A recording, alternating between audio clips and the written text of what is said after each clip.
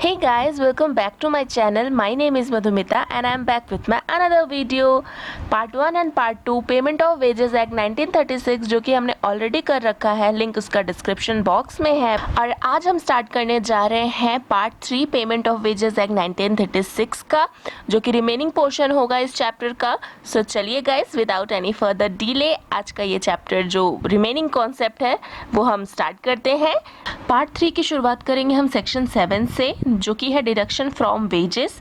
Part 2 जो हमने and किया था उसकी एंडिंग हुई थी सेक्शन 6 पे और शुरुआत होगी हमारी सेक्शन 7 से। सेक्शन 7 कहता है डिडक्शन फ्रॉम वेजेस। वेजेस में से कौन सी चीज़ें डिडक्ट होती हैं। तो सेक्शन 7(1) कहता है नॉट कंसीडर एज डिडक्शन। कौन सी चीज़ें जो है वेजेस से डिडक्ट नहीं होंगी। तो पहला है सस्पेंशन, सस्पेंड कर देना, नौकरी से कुछ समय के लिए किसी को हटाने की क्रिया को हम सस्पेंशन कहते हैं। इंक्रीमेंट और प्रमोशन, किसी एम्प्लॉय का अगर इंक्रीमेंट हो रहा है, प्रमोशन हो रहा है, तो उस चीज़ को या उस पर्टिकुलर अमाउंट को हम वेजेस से डिडक्ट नहीं कर सकते।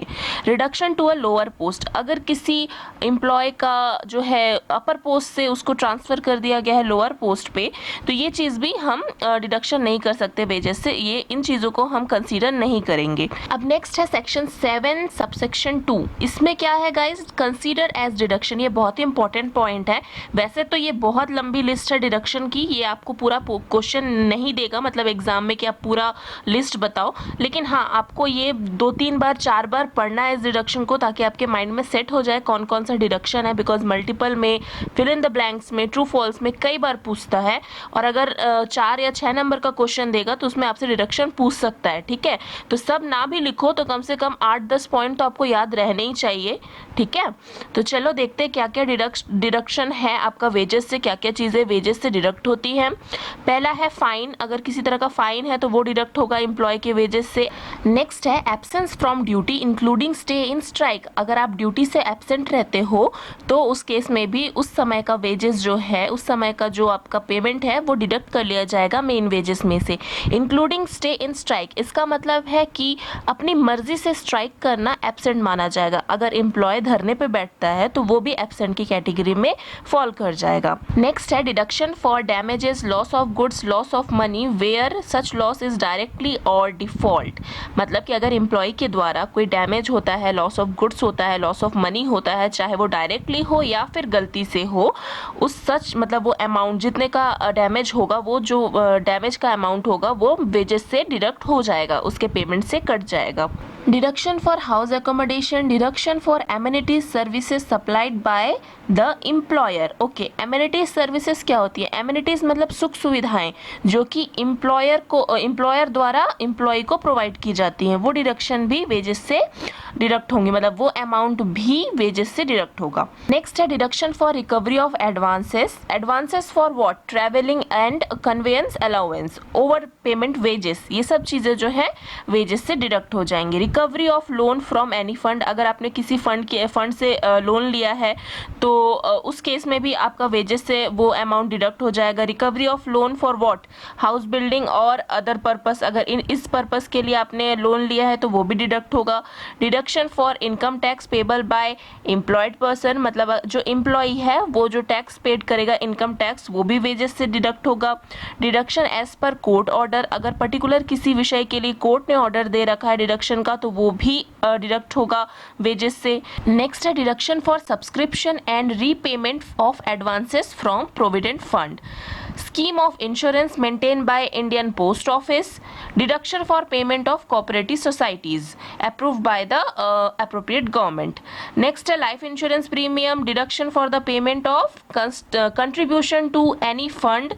ठीक है, then है deduction for payment of fees payable by employed person, किसके अंडर में? ट्रेड यूनियन एक्ट के अंडर में अगर कोई फीस पेड करना बाकी है तो वो भी डिडक्ट होगा। Deduction for payment of insurance premium on guaranteed bond, अगर कोई बॉन्ड है, ये जो पर्टिकुलर बॉन्ड है इसके अंदर आपका इंश्योरेंस प्रीमियम पेड करना बाकी है तो वो भी डिडक्ट होगा। Deduction for losses sustain by railway administration, अगर आपकी वजह से रेलवे एडमिनिस्ट्रेशन को लॉस सस्टेन करना पड़ा है तो वो पर्टिकुलर लॉस भी आपके वेज से डिडक्ट होगा।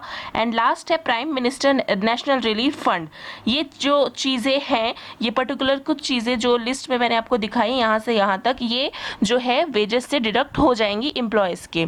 तो ये जो कुछ पर्टिकुलर चीज़ें हैं, जो लिस्ट मैंने आपको यहाँ पे बताया गाइस, ये सारी चीज़ें जो हैं वो डिडक्ट हो जाएंगी वेजेस से, ठीक है। तो इन सब चीज़ों को आप माइंड में रखिएगा, याद ना करिए भले से, लेकिन 2-3 बार इसको पढ़िएगा जिससे माइंड में सेट हो जाए क्या क्या चीज़ें डिडक्ट हो रही हैं। नेक्स्ट है सेक्शन 7 का सबसेक्शन 3, जो कि कहता है लिमिट ऑफ डिडक्शन। मैंने कहा था गाइस कि सेक्शन 7 में 3 जो है सबसेक्शन है, 1, 2, 3, एंड तीसरा जो है लिमिट ऑफ डिडक्शन की बात करता है, मतलब कि आप कितना डिडक्शन कर सकते हैं। ऐसा तो नहीं है कि जितना वेजेस आपको मिला पूरा का पूरा डिडक्ट कर लें, ऐसा तो नहीं हो सकता। तो एम्प्लॉयज़ के लिए भी एक डिडक्शन परसेंटेज निर्धारित किया गया है। कहा गया है कि total amount of deduction shall not exceed. अब 100% वेजेस तो आप डिडक्ट कर नहीं सकते। मान लीजिए, एज्यूम कर लीजिए, अगर किसी का वेजेस 100 रुपये है तो क्या आप 100 के 100 रुपये ही डिडक्ट कर लेंगे? ऐसा तो नहीं हो सकता। तो कहा गया है in case of cooperative society 75% of wages, मतलब कि कोऑपरेटिव सोसाइटी के केस में 75% आप वेजेस का डिडक्ट कर सकते हैं एज अ डिडक्शन, जो कि लिस्ट में है, ठीक। In any other case 50% of such wages, मतलब अगर 100 रुपये आपका पेमेंट है तो आप 75% मतलब 75, तो उतना ही आप डिडक्ट कर सकते हैं, और 50% मतलब ₹50। तो इस केस में एक नियम बना दिया गया है कि परसेंटेज निर्धारित कर दिया गया कि ऐसे ही एम्प्लॉयर जो है सारे वेजेस को नहीं डिडक्ट कर सकता, ठीक है। कुछ परसेंटेज है जिसके बेसिस पे ही आप डिडक्ट कर सकते हैं। नेक्स्ट है सेक्शन 8, जो कि है फाइन। आपको याद आ रहा है गाइस, फाइन के बारे में हमने कहाँ पढ़ा था? ये पिछले सेक्शन 7 में पढ़ा था। सबसेक्शन 2 में जो पहला डिडक्शन था वो था फाइन, ठीक है। तो ये सेक्शन 8 में फाइन के बारे में बताया गया है। फाइन के कुछ नियम बताए गए हैं, क्या है वो देख लेते हैं। No fine shall be imposed, fine नहीं लिया जाएगा under the age of 15 year. Okay, किसी भी एम्प्लॉयड का अगर वो 15 साल से कम है तो उसके ऊपर फाइन चार्ज नहीं होगा। No fine shall be imposed without approval of the appropriate government, fine charge नहीं किया जाएगा without the approval of the appropriate government. No fine shall be imposed, okay, until given an opportunity for showing cause against the fine. Okay, अपनी बात रखने का उसे एक मौका दिया जाएगा, ठीक है। एक अपॉर्चुनिटी उसको मिलेगी कि वो अपनी बात को रख सके, साबित कर सके कि हाँ वो सही है। तो उस समय, मतलब उसके पहले उससे फाइन नहीं लिया जाएगा, उसे एक मौका दिया जाएगा। नेक्स्ट है the total amount of fine maximum 3% of wages. Okay, मतलब फाइन कितना लिया जाएगा? जितना वेजेस होगा उसका 3% फाइन डिडक्ट कर लिया जाएगा।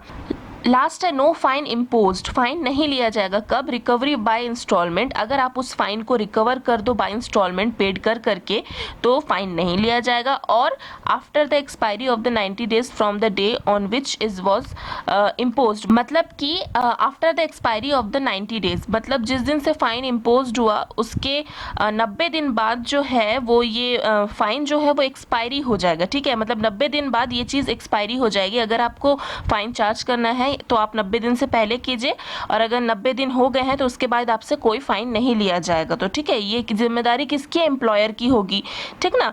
और अगर आपने इंस्टॉलमेंट में पे कर दिया है, रिकवर कर दिया है अमाउंट, तो भी उस केस में आपको फाइन देने की ज़रूरत नहीं है।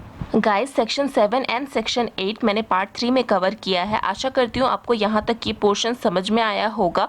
कोई भी प्रॉब्लम हो, कोई भी दिक्कत हो, क्वेश्चन हो, कमेंट बॉक्स पे लिख के भेजिए गाइस। आपको अगर ये वीडियो पसंद आया है तो प्लीज़ वीडियो को लाइक कीजिएगा, शेयर कीजिएगा अपने दोस्तों तक, एंड मैं फिर मिलूंगी आपसे पार्ट 4 में। तब तक के लिए थैंक यू गाइस।